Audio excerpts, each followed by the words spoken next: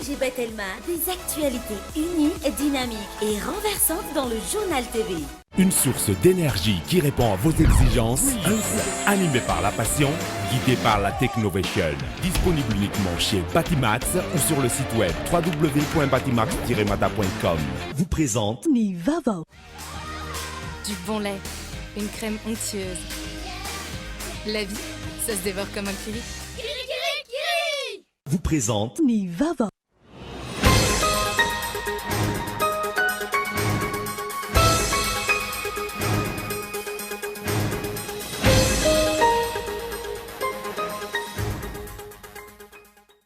Ankoatra ny fanapa-kevitra ho raisina manoloana ny fanarenana ny Air Madagascar, andrasana maro amin'ny filan-kevitry ny ministra ny fepetra ho raisin'ny mpitondra fanjakana manoloana ny fisokafan'ny habakabaka sy ny sisitany eto Madagasikara. Olona enina no voasambotra kaben'ny tanàna Amperinasa ndray tamin'ireo mpanao trafika zaza albinos tao Betioka Atsimo. Raha tsy misy ny fiovana atolotry ny fitsarana aotoliara rampitso ireo eninda voaroroa tamin'io trafika io. Totohatra kilometatra maro no vita tanteraka tamin'ny alalan'ny tetikasa lalankely teto amin'ny afoky tany Ambohipotsy. Manafaka fahaserana ny mponina eny an-toerana ny fahavitan'ny fotodrafitrasa afapo tamin'ny asa vitany rehetra araka ny fidinana ifotony izay nitoto sain'ny ministry ny fanajariana amin'ny tany ireo mpiara-miombonantoka ary ny teo anivon'ny komuna Androany. Raim-pianakaviana iray voadonan'ny fiarana kolonel ny 7 volana septambra lasa teo. Andeha hamonjy ny asa ny ireo mpianakaviana io no tradozy. Hatreto anefa fa tsy misy ny fandraisana an-tanana azy. Maresaka iraisam-pirenena fantatra ankehitriny fa i Russie no firenena izay ahitana tapa-hafatesana ambony indrindra mahakasika ny Covid-19 maheran'ny arivo ireo namoniany tao anatin'ny datin'ny 1 volana Oktobra lasa teo. Tsy maresy lahatra ireo mponina ny vaksiny ao an-toerana ka tsy misy afa-tsy 300,000 mponina no vita vaksiny hatreto. Ny andidiny ireo vetrany.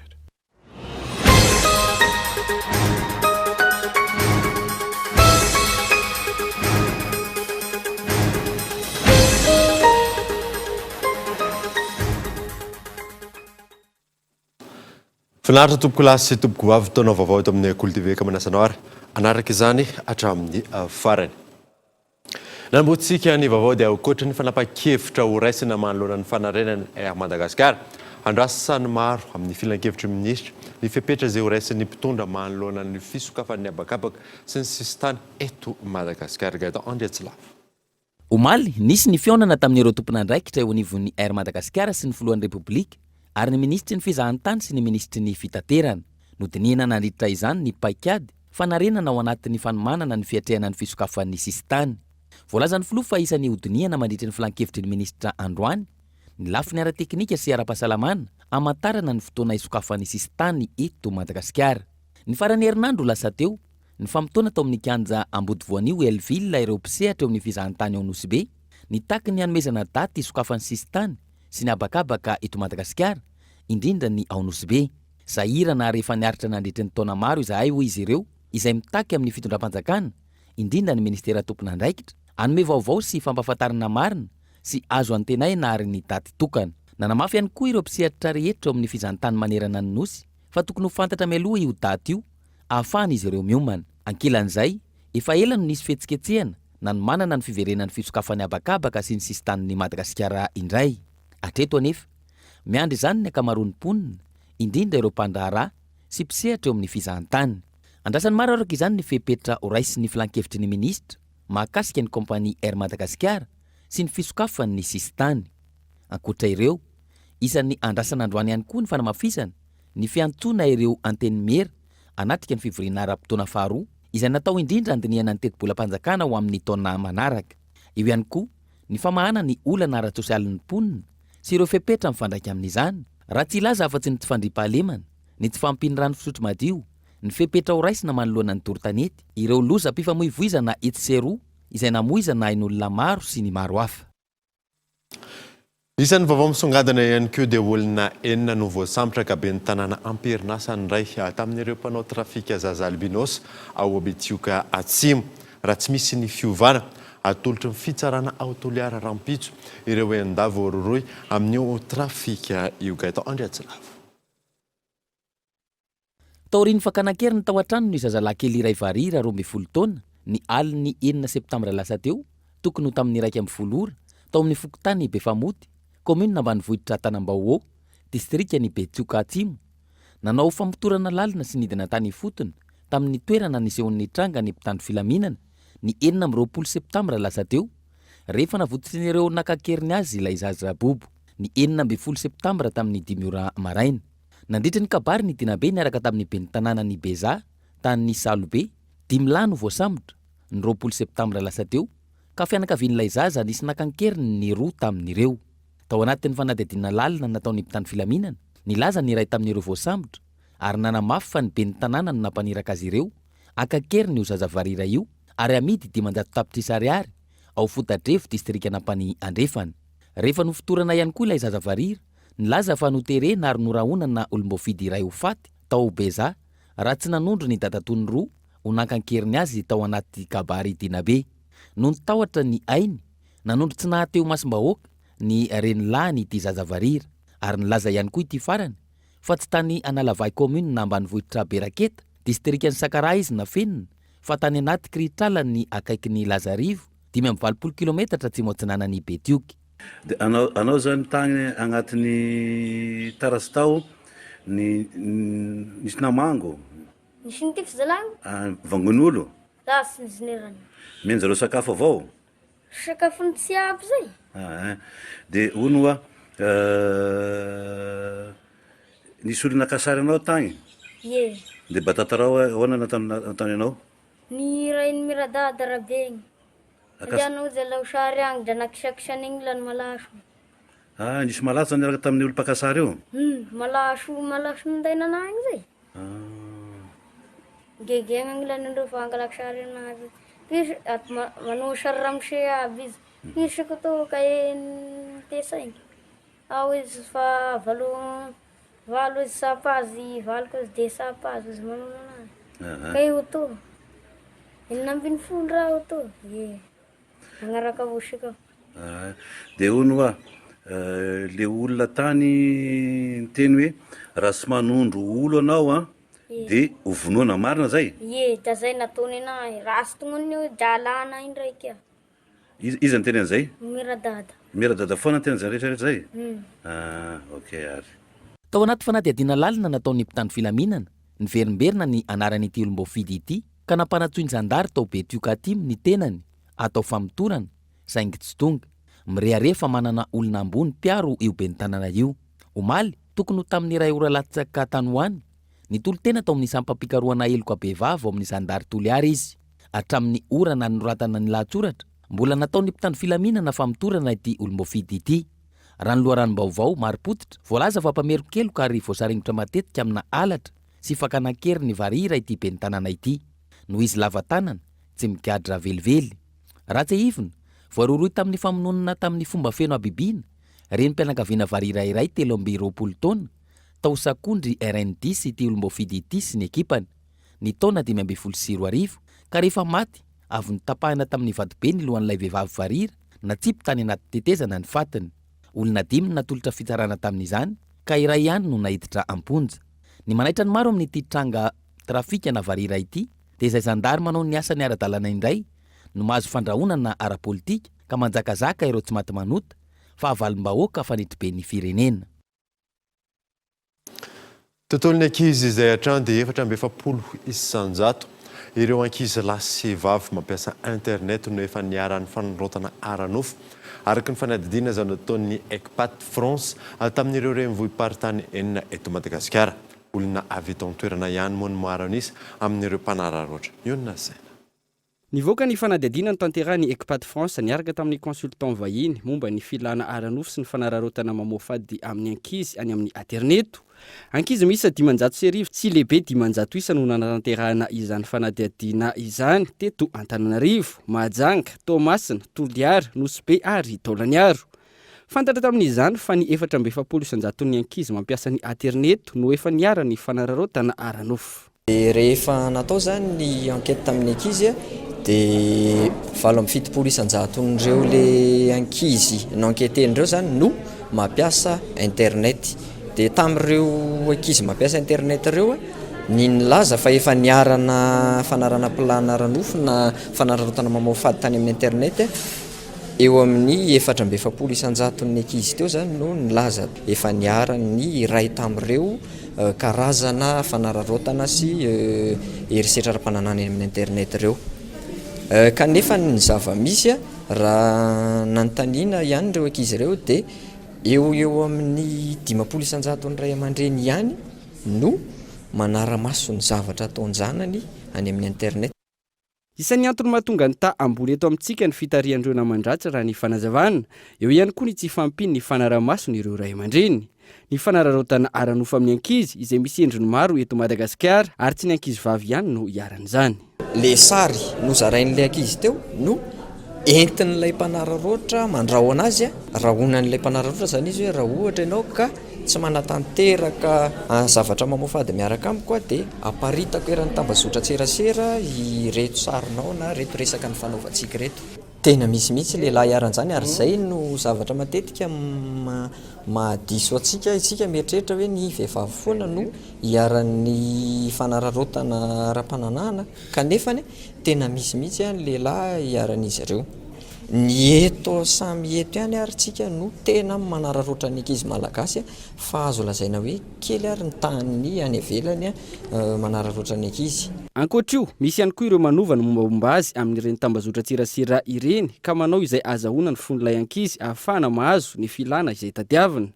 Eo ihany koa ireo manome tambiny toy ny volana fanomezana hotakalo ny sary na horonan-tsary atao na ankizy iray na maromaro. Ny fanararotana aranofo amin'ny ankizy izay mahavoasazy an-trano maizana 2 hatramin'ny 10 taona sy andoavana lamandy 2 hatramin'ny 20 tapitrisa ariary na inona endriny eny fa nanozarain'ilay ankizy antsitrapo za izany. Nisy androany ny fiofanan'ireo mpiantsehatra ho fisoroana ny filana aranofo sy ny fanararotana mamofady amin'ny ankizy any amin'ny internet izay vatsiny ny UNICEF. Lafo mavao hafa kosa indray dia totohatra kilometatra maro no vita tanteraka tamin'ny alalan'ny tetika Salalakely teo amin'ny Fokontany Ambohipotsy.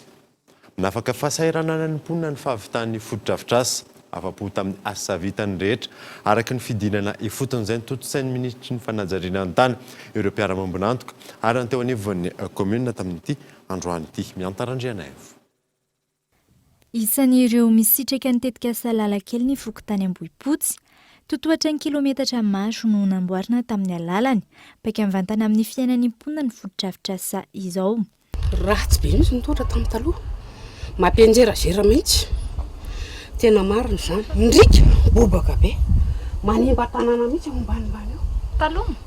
Aty ngela nisy an'ilay maty be dia be ilay hitanao ilay nisy latsana vato-teria-pamarinana. Anisany konikotaty. Nisy teto. Satria ilay tany zany nandeha be ilay rika. Mety tsara aloha ilay totohatra izy ny ankizinay dia mianatra ny ambony tsimbona. Aty, ambony aty. Fa tsara ny lalana. Misaotra anareo aloha fitondram-panjakana izay manao fa tena mahafinaritra ilay izy fa tsara. Taloha taty dia kisilasila tompoko. Rehefa mandeha izay dia misosa ny anaty lavaka rehetra any. Tena mijaly. Amin'izao mahafinaritra be tsy misy mianjerazera izany intsony na mandeha alina na atoandro. Foto-drafitrasa manodidina ny 7 no atao eto Antananarivo amin'ny alalan'ny tetika Salalakely fa tsy ny Frantsa amin'ny alalan'ny AFD na ny Agence Française de Développement sy ny Vondrona Européanina vola. Nisy androany ny fitsidihana teny Antoerana niarana tamin'ny ministry ny fanajariana ny tany sy ny fananantany mpiara-miombonantoka ny komina renivohitra Antananarivo sy ireo teknisiana samihafa nijery ny foto-drafitrasa vita. Il a touché à ce jour plus de 300 quartiers à Tananarivo. Quartier maherin'ny 300 izao no voakasika ity tetika Salalakely ity ary mponina maherin'ny iray tapitrisa no mahazo tombony mivantana amin'ny alalana eto Antananarivo.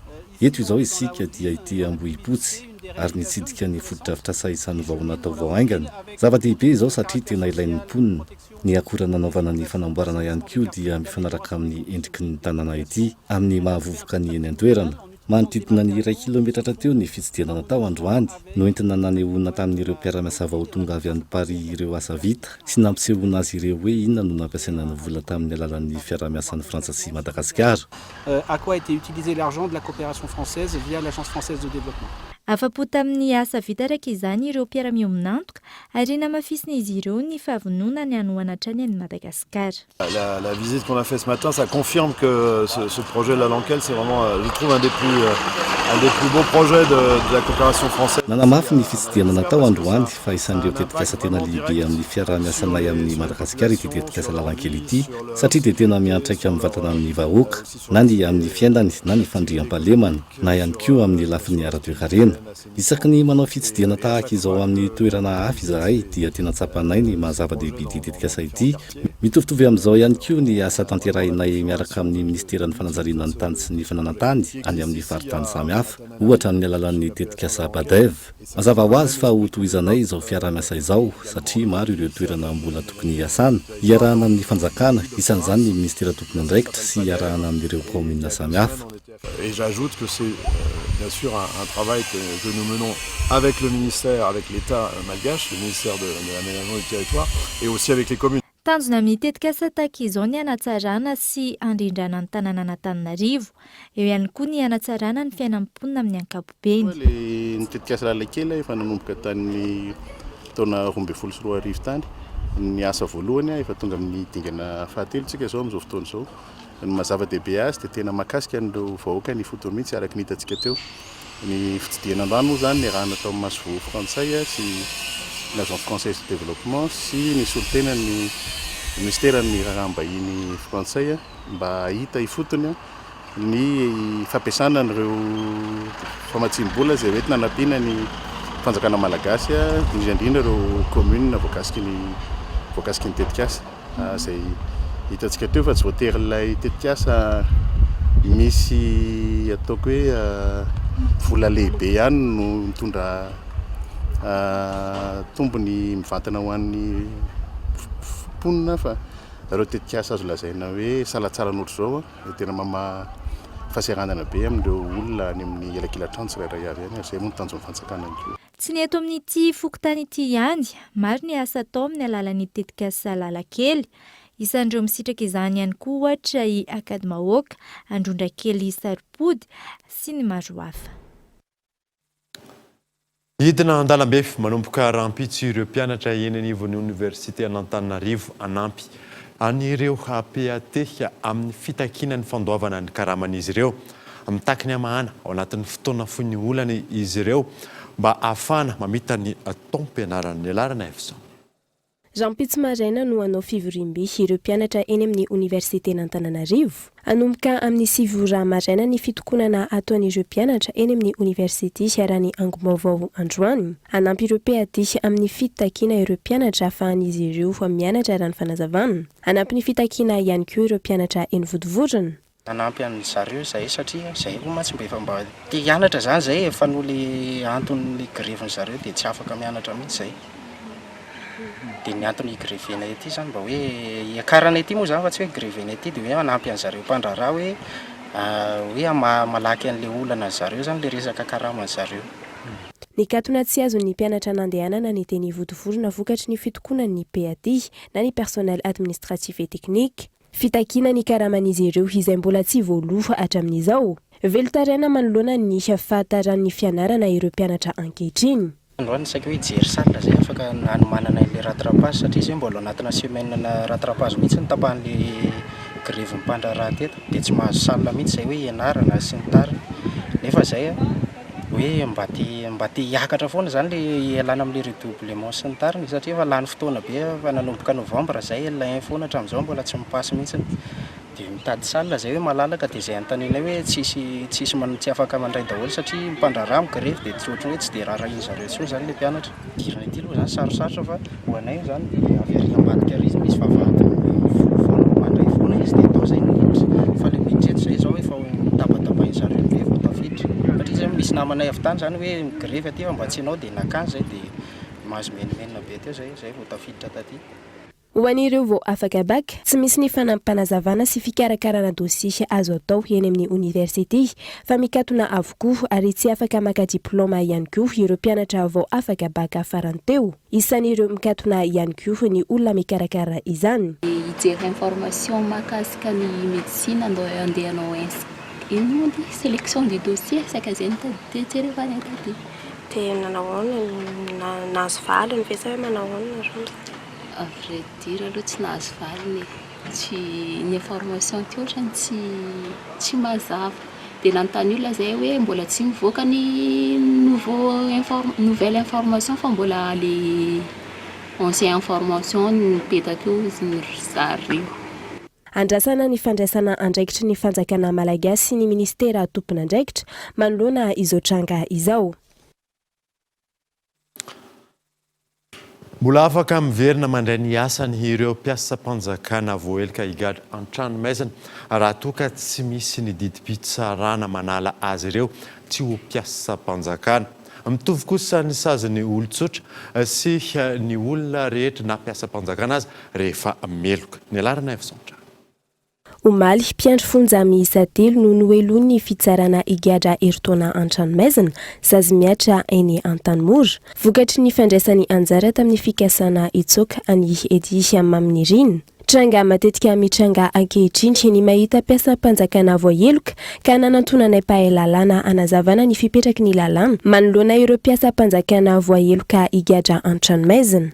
Tsy misy fanavana fa mitovy avokoa ny sazy azon'ny olon-tsotra sy ny mpiasa-panjakana rehefa meloka sy mandika ny lalàna. Saingy misy fanampiny izany ho an'ny mpiasa-panjakana. Tsy avy dia miala tsy ho mpiasa-panjakana intsony ny olona iray rehefa voaheloko ny fitsarana. Mijana ho mpiasa-panjakana ihany izy raha toa ka tsy misy ny sazy fanampiny miaraka aminy.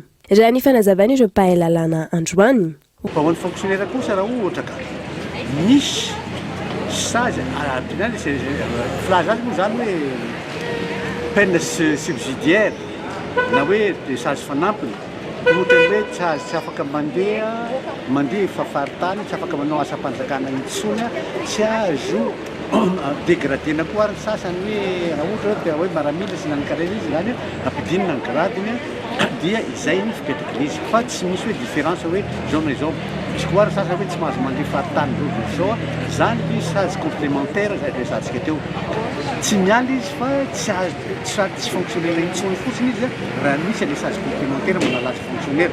Fa raha ohatra kosa izy tsy nisy an'izay hoe fampilazana hoe tsy afaka manao fonctionnaire intsony izy fa vita ny sazy dia afaka miverina ihany izy fonctionnaire. Ny miaramila miankina amin'ny sazy azony ny anaovana ny reconsidération des cas atao aminy rehefa vita tanteraka ny saziny. Misy ny fanadiadiana atao aminy raha toa ka mbola afaka mandray ny karama tsy azony nandritra ny fotoana na mitany sazy ilay olona voaheloka izay miankina amin'ny ilay toedrarà. Ho an'ireo gadra politika afainganana ny reconsidération des cas afahany miverina amin'ny fiainany teo aloha. Misy ihany koa ireo izay tsy afaka miverina intsony raha toa ka antoanany maro ny sazy azony. Sarotra ho azy ireny ihany koa ny fikarakarana ny fisotrondronono. Misoratra any anatin'ny casier judiciaire avokoa ireo sazy tanteraka na ny peine définitive hatrany ny fanazavana. Ny sazy rehetra izay sazy tanteraka na hoe peine définitive zany na amende io na peine de prison io rehefa définitive izy dia tsy maintsy misoratra any amin'ny casier judiciaire.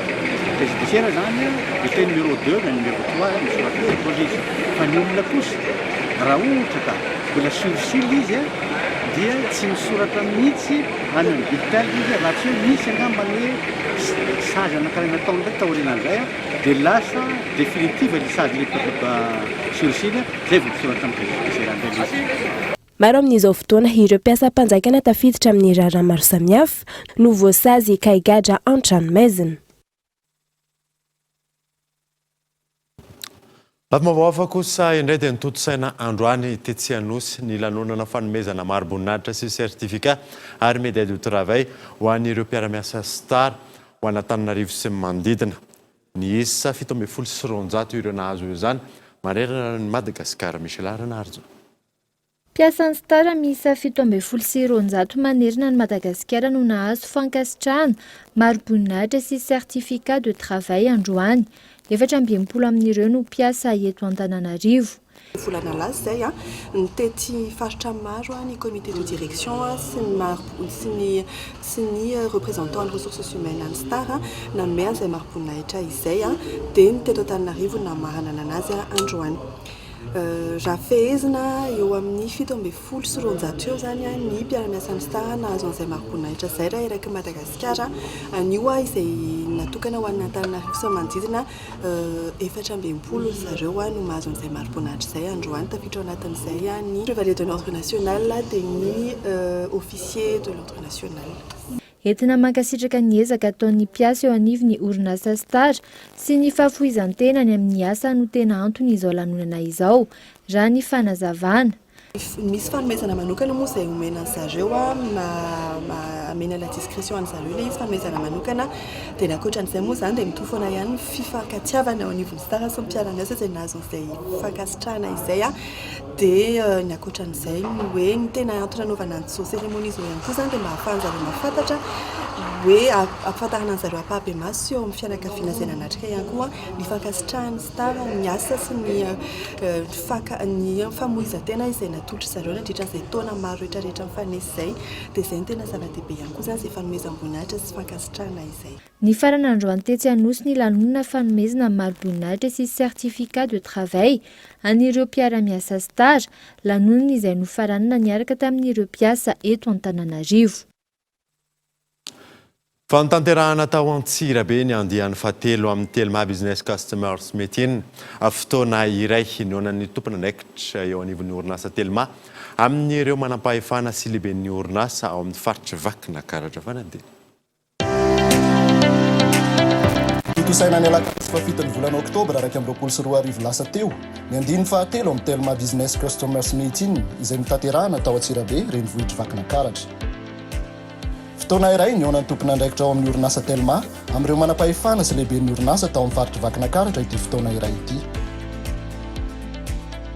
Natao izy teto Antsirabe satria iarahana mahafantatra fa Antsirabe dia anisan'ny pôle de croissance matanjaka ho an'ny Madagasikara, épicentre ny développement dia izay anisan'ny antony lehibe nahatongavanay ampahafantatra fa izay Telma dia manana ny tolotra rehetra ho an'ny entreprise. Anisan'ny faritra mpamokatra sy be orinasa ny faritra Vakina Karatra ary betsaka ny tolotra azon'ny Telma omena mba hampivoatra sy hampandroso kokoa azy ireo.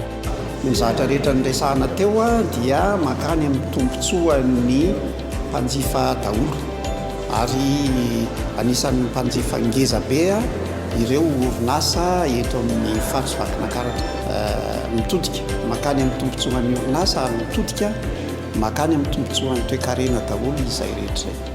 Tonga nanotrina ity fotoana ity ihany koa ny ben'ny tanàna Antsirabe ary naneho sahady ny fahavonona ny ampiasan'ny tolotra sy ny fotodrafitrasa entin'ny Telma. Maro ny tolotra miresahana teo, maro amin'izy ireny ihany koa no afaka ampiasaina amin'ny fitantanana ny tanàna Antsirabe ary raha teo ny teknôlôjia vaovao dia zavatra tsy azo hidivirana intsony. Mariky ny fahavononan'ny orinasa Telma handray anjara amin'ny fampivoarana ny faritra dia nokatra Telma Shop vaovao Antsirabe izy mba ahafahana mamaly ny tinady sy hitondra vahaolana ho an'ireo mpanjifa. Iarahantsika mahafantatra fa betsaka dia betsaka ny mpanjifan'ny Telma eto Antsirabe ka anisan'ny ametrahanay Telma Shop faharoa indray eto Antsirabe.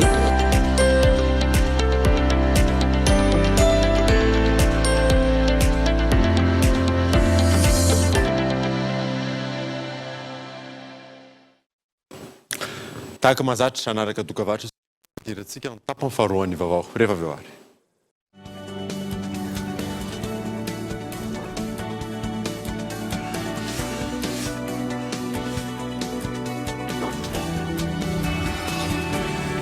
Telma, Canal Plus, Chill Citron, Manoltra Vanao, ambondrona, roapolo ny fampizaran, roapolo ny rano, ambondrona, ao amin'ny Coliseum, ny alahady 24 octobre, amin'ny Telora, ny karatra rehetra dia azonao jifaina, eny amin'ny Foreston Passamadinika, Ankorondrano, Ampandrana, Nectar en 4 tapaka, Gascom Nour Tower Ambohitrarahaba, ary ao amin'ny www.ketrika.com. Partenaire média, Cool TV FM. Partenaire, Cool Concept Events, Ivanco, Miritsk, Ludacy Records, Newprint. Ambondron, Awam Coliseum, ny alahady 24 octobre, amin'ny Telora. Telma, safidiko numéro 1 malagasy. Isy fiovana goavanao amin'ny ABC. Amin'ny 9 octobre ho avy zao, ahitana lalao stambola ary karazana tolotra tiampoizina. Ho avy tsy ho ela.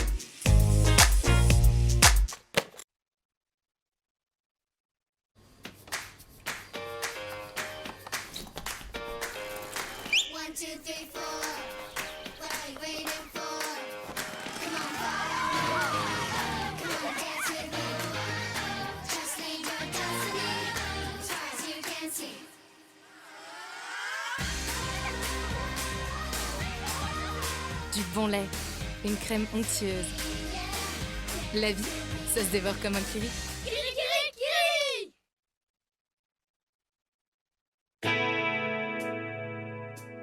Izay mandoro aly mandoro tanindrazana, izay mandringana aly mamotika taninjanaka. Izaho, ianao, isika rehetra ndao hiady amin'ny doro aly, ndao hiaro ny zavaboary, ny tanjona iombonana dia iray, Madagasikara maitso indray.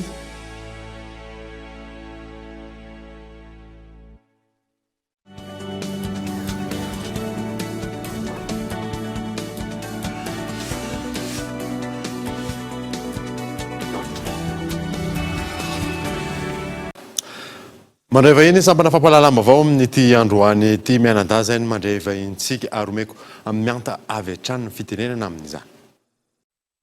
Ia miarabantsika ihany koa fantaniko voalohany avy hatrany inona ilay hetsika ho totosainareo amin'ity taona ity.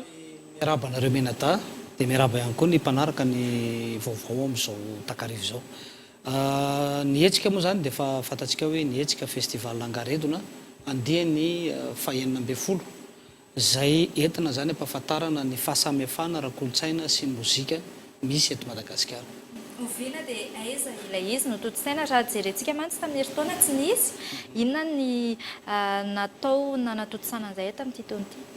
Amin'ity taona ity zany izy dia atao ny tapitanàna ny Tomasina ny faraika amby roapolo ka hatramin'ny faefatra amby roapolo ny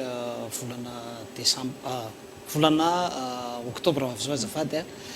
Dia izy io zany dia somary miavaka be satria ao le hoe fampisehoana natokana ho an'ireo le zokibenay zay mivoy ny mozika nentim-paharazana hatramin'izay nefa tsy dia fantatra loatra izy fa ny ambanimbany ravikazo any dia andray anjareo izy.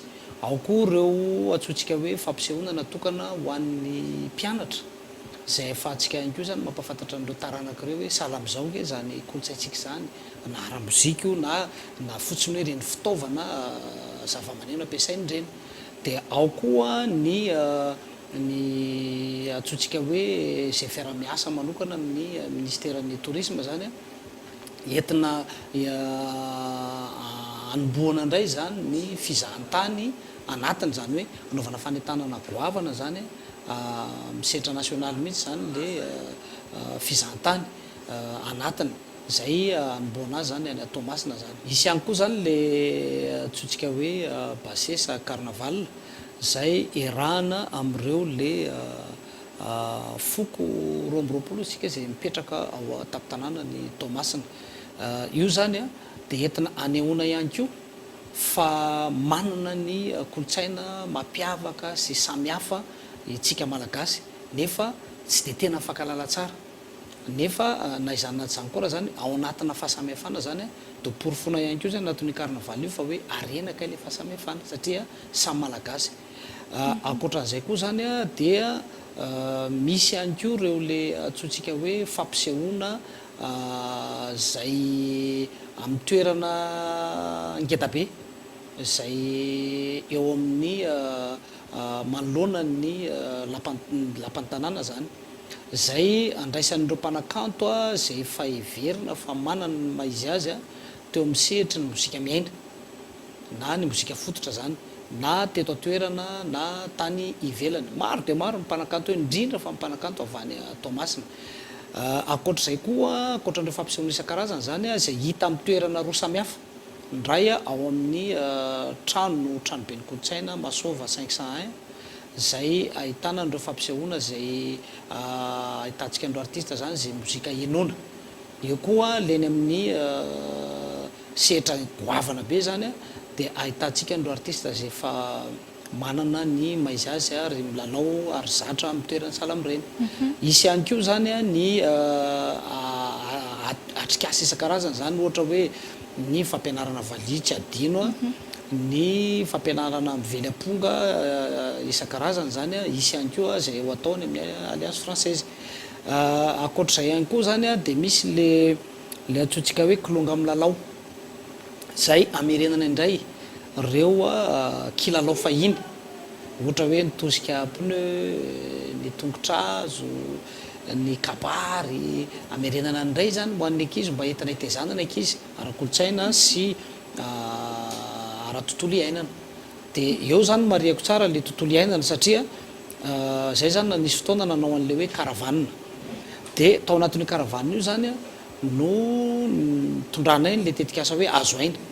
Zay namariana fa io azo io mananaina sahala amintsika ihany koa ka mila kolokoloina. Dia izy fanentanana goavana ihany koa zany ho ataonay mikasika ny tontolo iainana sy ny fiovan'ny toetrandro zay firahantsika malala zay tokony ho resahana ka adidin'ny mpanakanto avy amin'ny alalan'ny mozika na ny tononkira voziny no entinay manentana ny mponina. Dikan'izany zany maro dia maro zany zavatra hitantsika anatin'ny angarena. Mandritra izay efatrandro zay mpanakanto eo amin'ny 4 eo no andray anjara zany eo anatin'le hetsika. Efa any amin'ny 50 latsakany. Efa indesifeny izay efa nazavana izay misy vidim-pidirana ve raha ohatra ka hanatrika an'izay Ny fampisehoana zany amin'ny ankapobeny zany dia maimai-pona avokoa afa-tsy fampisehoana anankiray zay atao amin'ny 12 volana oktobra zay atao amin'ny tranobe ny kolotsaina Masova 501. Dia fanentanana zany dia hoe ho antsika rehetrarehetra zany na avy aty Antananarivo zany mba mananeritreritra fanao vakansa amin'ny fotoana io fa 1-20 ka hatramin'ny 4 volana oktobra dia tongavany atao masina. Tena manentana antsika mihitsy satria ahita zavatritsika eto. Dia eto mamelanao hisaotra ny mpiara-mombona atoka rey satria raha tsy ôry zareo tsy vita zao zavatra zao. Raha tsy hitanisa fotsiny hoe ny Telma, ny Star, ny ministèren'ny tourisme, ny tanànan'ny Tomasina sy ireo mpiara-mombona atoka maro zany zay fametanana mba ahafahana manatotosa an'izao satria raha hotonoika eto daholo dia maromaro ihany izy ireo fa sao dia misy adino. Ie, ankasitrainy ianao ny vahiny teto amin'izao fampahalalam-baovao izao. Misaotra anao, velomana. Zay makasika an'iny fa ao anatin'ny fampafantarana ny fahaiza-manao ny mpianatra malagasy sy fanehoana ny fivoaran'ny robotika eto Madagasikara ho tanterahana ny 17 hatramin'ny 14 volana oktobra izao ny salon de la robotique innovatrice izay etsika izay tohana ny Telma. Fanadina. Sehatra isan'ireo malalaka ary manomboka mahasarika ny tanora ankehitriny ny tontolon'ny robotika. Hatreto tsy mbola maharaka manoloana ny fivoarana misy ny robotika eto Madagasikara raha nambaran'ireo fikambanana tanora misehatra amin'izany. Ny tsy fampiny fampitaovana, eo koa ny tsy fisian'ny fampahafantarana, ireo amin'ny ankapobeny ny sakana tsy ahafahana mampivelatra ny tontolon'ny robotika. Manoloan'izany, isokatra ny 17 hatramin'ny 14 oktobra izao, etsy Antaninarenina ny andiany voalohany amin'ny hetsika salon de la robotique des technologies innovatrices izay tohana ny Telma.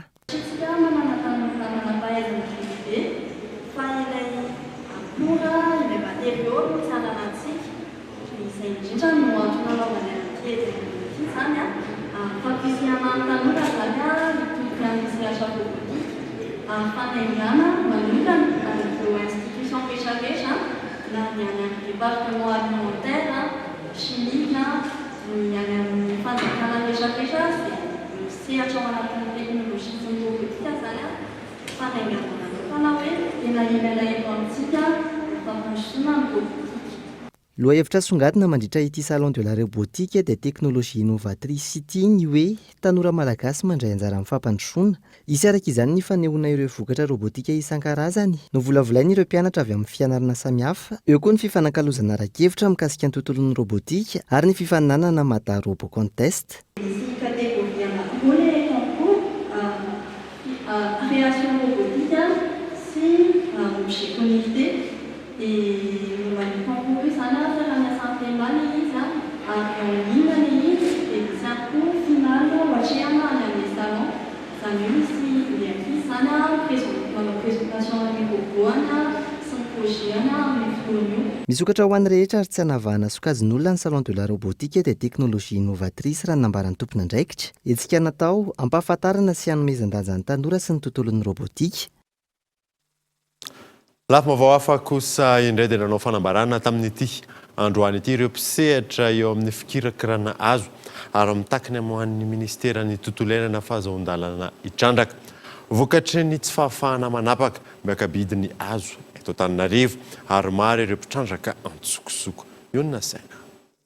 mitaka ny anokafana ny fahafana mitrandraka aly eo ampisehatra amin'ny azo araka ny fanambarana nataon'izy ireo androany ny taona 2012 no natsahatra izany ka ireo tahirikazo no nampiasaina hatramin'izay efa kely ny tahiry eo ampilatanany mpandrara ankehitriny raha ny fanazavana ka iakabidy ny vokatra avy amin'ny azo raha tsy misy ny fandraisana andraikitra mangataka ny permis de coupe izahay mangataka ny ametrahana ny traçabilité matotra mba hialana amin'ny fatiantoky ny fanjakana sy izay mety animba ny amin'ny fandrarana izay atao le fetraikany zany zao a afaka fotoana foitsika dia tsisy varavarana ho arafitra tsony eo tsisy fandriana ho atoriana vaovao tsony eo nisy ny olona nanana tahirikazo a zay tena voatahiriny tsara ny azy tao anatin'ny andro malimaly fa depo efa teto Antananarivo zay resaka resako zay dia nisy koa nanana stock a efa tonga teny amin'ny azon'ny camion lehibe zay voatahiry tsara fa ny antanina atiala mihitsy zany efa potika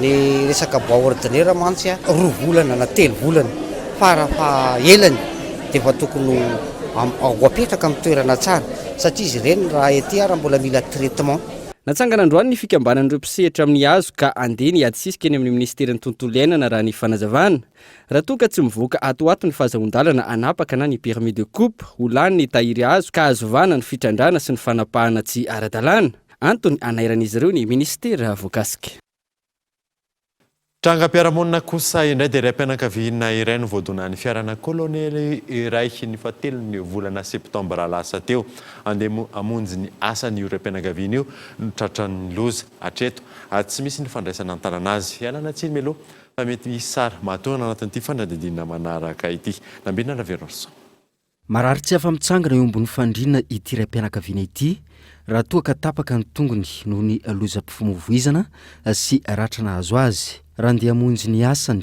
ny zoma atoandro fahatelony volana septambra lasa teo raha asako e dia mitondra entana makeny Sobe aho dia rehefa mitondra entana makeny Sobe fa izy lalana isan'andro isan'andro dia nisy camion avy ao aorianako dia tsonana vavadina ny tsenana Sobe io dia lasa ilay camion a dia za avy ao aoriana mbola lavitra be ilay taovila fotsifotsy io kefa ilay camion tokony andonana fa izy ilay taovila tao aoriana indray no andona tomobile kely inona bakaga dia nidina tonga dia tsingidina dia vohitsaka ny tongotra havanana tiany akapoka tamin'ny talinina tapakasy tao anatin'ny iray volana mahery ny trangano loza indray mandeha ihany ity manambonina ity no niona tamin'ireo fianakaviana nametraka fitoriana avy hatrany ireto fianakaviana ireto noho ny tsy nisy ny fampiresana mivantana tamin'ity manambonina ity na dia eo aza izany mbola misy ihany ny antsonjay ataony ankilany amin'ny reto fianakaviana ireto anao fitoriana zany zay tao amin'ny plainte parquet nataoko dia nalefa parquet tany amin'ny baka tany Tsaralalàna ny porofondro zareo zany le izy dia marina fa colonel izy any Metsy Atosika izy miasa fa ny anarany aloha ny tofatry fa ny Metsy Atosika izy miasa dia izy indray zany natsona dia tonga tao hony izy dia izy niteny tamin'le commissaire atao hoe anao raharaham-pihavanana dia nitenen'ny commissaire hoe hiresaka aminareo hono izy anao raharaham-pihavanana dia niteny tonga indray zany dia niantso zany le vadina satria le numéro any zanako moa ny aminy dia niantso le vehivavy vadina ny tena anao fotoana tena namotana tonga teny tsy le colonel na niaraka tamin'le vadina fa lehilahy hafa sy vilahy hafa zay niaraka taminy dia tonga dia niteny hoe izy izy nataony nareo izy ninonino nataonareo izy le maramila teo maso ny vadiny teo jereny tribunal izy izy ny situation nareo dia jereny ny colonel dia raha ho azy izy fa nareo zany tsy sy dikany eo anatin'ny tribunal sy colonel zay no nataony anay efa ho tapa-bolana ity ray mpianakaviana ity tsy nandalo fizaham-pahasalamana teny amin'ny mpitsabo ary tsy nihinana fanafody ihany koa noho ny tsy fisiny ety manana sy fanampiana omeny tomponantoka na tonga ny loza fa dia mipetraka an-trantsotra izao tena mila fanampiana sady mila fahaisiny ihany koa satria izay anatin'ny tompona lalàna mandiga lalàna tena marina zay ny tena izy vola raha etsy ve mimeny dia avy ny sabotsy mimeny dia andraky fotsy misy manariary hoe mafanafody lalàna ny faoray baoritra manao antso avy ireto fianakaviana mipetraka eto Tanjombato ireto ny amin'ny fanampiana azy ireo hatramin'izao tsy nisy ny fanampiana ireo izay navanona ny loza akoatra ny vola iray etsy ariary ihany no hany mba hanomeny izy ireo nandritra ny herinandro maromaro na voazan'ity ray mpianakaviana ity ny loza-pifamoivoizana Trangam-piarahamonina izay hatrany dia lehilahy iray no niara-ny daroka izay nataona mpitandro ny filaminana avy amin'ny polisy pirenena taorian'ny fanehoan-kevitra izay nataony teo anivon'ny tambazotra tserasera mahakasika ny fisiana tranga fanolalana zazavavy kely 20 taona tao Ambatoboiny Omaly. Henri Flory. Omaly maraina ny trangana asa fanolalana zazavavy kely 20 taona izay nataony vatan-dehilahy miisa 4 tao Ambatoboiny. Ireo fokon'olona tsara sitrapon'ny no nahita ity tranga ity ka nisambotra ireto olon-dratsy mialohan'ny niantsona ireo mpitandro ny filaminana. Taorian'izay niara-ny fisamborana sidako nataon'ny mpitandro filaminana ilay lehilahy iray izay naneho ny hevitra mahakasika ity tranga ity araka ny fijoroana vavolombelona izay nataony. Ny après-midi avy dia arrestation misy clé nanaovana anakahy lazaina fa nanao outrage sur Facebook ambony noho ny fisamborana dahalo na mpamon'olona ny fomba fisamborana anakahy. Nentina niteto tanàna tamin'ny menoty aho ary nidaroana ho faty tsy namon'olona tsy nanolana sy nangalana fa manao fitarainana amin'ny Facebook fotsiny hoe nirongatra ny tsy fandriam-pahalemana ka tsy voafeny tandro filaminana ao Ambato fa indrindra ny polisy satria izy ireo responsable eo an-tampon-tanàna ka ny filazana izay ngamba ataoko fa tsy eloko eo anatreny lalàna. Manao antsoava amin'ny tompona ndraikitra samihafa araka izany ireo niarambona sy ny vahoaka ao Ambatoboiny mba hijery akaiky ny fanararotam-pahefana atao ny mpitandro filaminana manoloana ity toety zava-misy ity. Nody mandry raha teo ety ankizivavy 20 taona niara-ny fanolanana izy. Manomboka ankehitriny ny fanadiovana ireo lakan-drano eto Andrenivohitra izay sahan'ny anivon'ny commune raha nambaran'ny tompona ndraikitra. Ny fiomanana ny fiatrian'ny fotoanan'ny fahavaratra no antony izany raha fanazavana azo. Abraham Randriamanana. Volana Oktobra ao anatin'ny fiomanana amin'ny fiatrenan'ny fotoam-pahavaratra ankehitriny eto Andrenivohitra tafiditra amin'izany ny fanadiovana ireo lakan-drano amin'ireo faritra samihafa isoroana ny fiakaran'ny rano mandritra ny rotsakorana raha nambaran'ny tompona ndraikitra. Mandray anjara amin'ny fanadiovana ny lakan-drano ny Asaimo, ny tetika asa PIAA na ny programme intégré d'assainissement d'Antananarivo amin'ny alalan'ny fampitaovana, eo koa ny asa sahan'ny commune. Isan'ireo nanatanterahana ny asa fanadiovana ny lakan-drano Manaritsoa afovoany. Miditra amin'ny fanomanana mialohan'ny orana ny fanadiovana ny lakan-drano ny eo amin'ny Manaritsoa centre. Tractopelle ahafahana misikotra zany lalindalina kokoa mamerina ny refin'ny lakan-drano raha tratra ho amin'ny teo aloha mba ampikoriana tsara ny rano. Ankoatra izay, manentana ny rehetra indray ny andraikitra amin'ny tsy hanarina ny fako anatin'ny lakan-drano eo anivon'ny commune ho fisoroana ny fikatson'ny fivoahan'ny rano. Ny tanjona zany zao aloha dia ny ampihenan'izay ary indrindrindrindra ny fiarah-miasa mangataka ny fiarah-miasa ny mponina tsirairay mihitsy vokatry le fanariana ny fako ary raha mahitsy tsika ny fako ny vaovao tena fako ny any avy any trano ny loto rehetra avy any trano no mahatonga ny kanalina tsetsina. Nanamafy ny tompona ndraikitra ny amin'ny tohizan'ny fanadiovana ireo lakan-drano amin'ireo boribory-tany enina eto Andrenivohitra. Fiara vaventy iray no namantana tamin'ny trano fivarotana ara-malagasy eo amin'ny sampanana Ambohitrimanjaka ny maraina teo. Tokony tamin'ny 3 ora tsy nisy ny ainana fohy. Ilay mpamily no naratra mafy ka nalefa eny amin'ny hôpitaly. Trano fivarotana roa no niaran'ny fahasimbana niaraka tamin'ireo entana maromaro tao anatiny. Fanampanazavana. Tokony io avy amin'ny chauffeur foana io presque. Tokony mba hoe tandrina satria indraindray mamono olona zao zao ny zavatra be da be sy mbeto. Zay zany tokony mba hoe afatra miainan'ny chauffeur rehetra mihitsy. Ny fitandremana amin'ny lafiny teknika voalohany indrindra mila atao ara-dalàna zany lafiny ara-teknika. Zay ny tena baziny aloha. Dia fitandreman'ny chauffeur fareraka koa zalanga mba mandeha alina. Satria fahafantarako azy ety akaiky ety ihany ny garaziny dia tokony hafantatra hoe fa virage eto dia tokony hitandrina.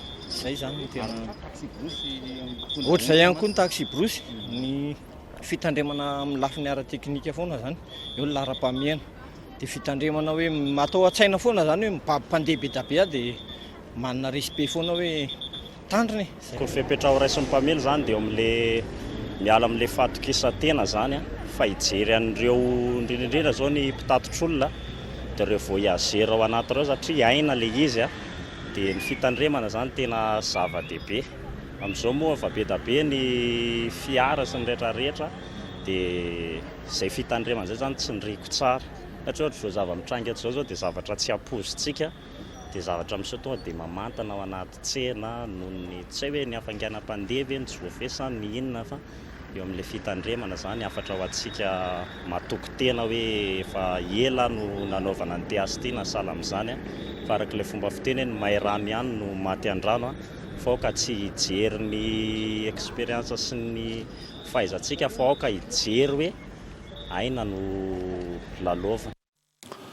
Maresaka iraisam-pirenena kosa indray dia fantatra ankehitriny fa i Russia no firenena ahitana tahampahafatesana ambony indrindra ny Covid-19 maheriny arivo ireo namonia ny daty ny 1 oktobra lasa teo. Tsy maharesy lahatra ny mponina ao an-toerana ny vaksiny ka tsy misy afa-tsy ny 300,000 mponina no vita vaksiny amin'izany fanadina. Atahorana ny isian'ny andiany vaovao indray ny valanaretina Covid-19 any Russia amin'izao fotoana izao. Tsy mitsahatra mitatitra ny marary ireo fiara-pitondra marary mandritra ny tontolon'ny andro, vokatry ny fahabetsan'ireo olona voamarina fa mitondra ny tsy mikaretina coronavirus ka tsy maintsy apiditra hopitaly. Ao anatin'ireo hopitaly lehibe natokana handraisana an-tanana ireo marary ho an'ny valanaretina Covid-19 feno avokoa ireo fandriana ary maro ireo olona voan'ny Covid-19 no ao anatin'ny fahaseporana. Mihevitra ireo marary fa manana aretina ao anatin'ny fitaovam-pisefoana mahery vaika ka izy ireo ihany aloha no mitsabo tena raha ny nambaran'ireo mpitsabo izay mampanano sarotra ny fitsaboana. Tao anatin'ny herinandro izay tsy nitsahan'ny tombony isan'ny olona voamarina fa mitondra ny tsy mikaretina Covid-19 tany Russia. Ny talata teo raha ny fantatra mahery ny iray alina ireo namony ainy ao anatin'ny iray andro araka ny tarehimarika avy eo anivon'ny tompon'andraikitra any Russia. Ity tranga ity izay isan'ireo taha ambony indrindra hatramin'ny isian'ny valanaretina Covid-19 maheran-tany. Fantatra ihany koa fa ambany ny tahan'ny olona vita vaksiny an-toerana izay tsy misy afa-tsy ny 300,000 mponina ihany. Teo anoloan'ireo solombavambahoaka tany an-toerana nanambary Vladimir Poutine fa hafainganana ny fanaovam-baksiny mba hierovana ny mponina ao an-toerana. Na izany mitohy ny fitiliana atao an'ireo mponina ary mitohy ihany koa ny fanaovam-baksiny Sputnik. Dia iny maresaka iraisam-pirenena iny manankatonao vaovao tamin'ity andro ary angatranao nanaraka izany soava tsara atao.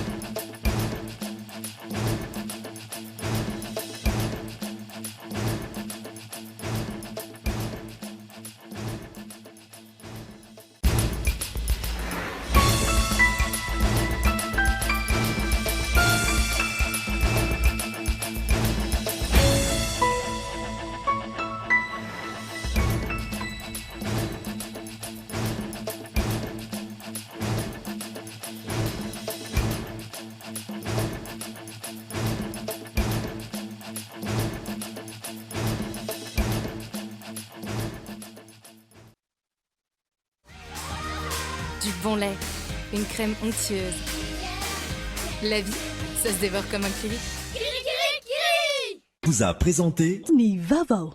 Une source d'énergie qui répond à vos exigences. Un son animé par la passion, guidé par la technovation. Disponible uniquement chez Batimax ou sur le site web www.batimax-mada.com. Vous a présenté Nivavo. 5G Batelma, des actualités uniques, dynamiques et renversantes dans le journal TV.